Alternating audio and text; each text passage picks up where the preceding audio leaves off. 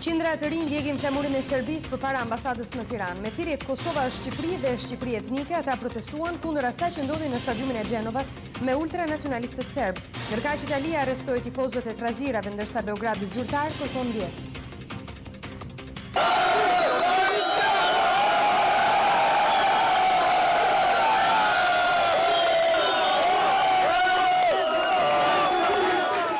Qindra të rinj të grumbulluar para ambasadës serbe kanë ndjekur flamurin e këtij vendi në shenjë revolte për atë që ndodhi në stadiumin e Gjenovas.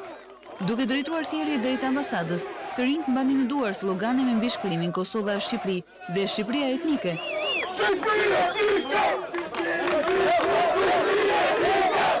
Një kundërpërgjigje kjo ndaj sloganit të ultranacionalistëve serb, Kosova është Serbi, para ndeshjes me Italinë. Forcat të shumta policie kanë mbajtur në vëzhgim protestuesit, të cilët janë shpërndar pa shkaktuar asnjë incident.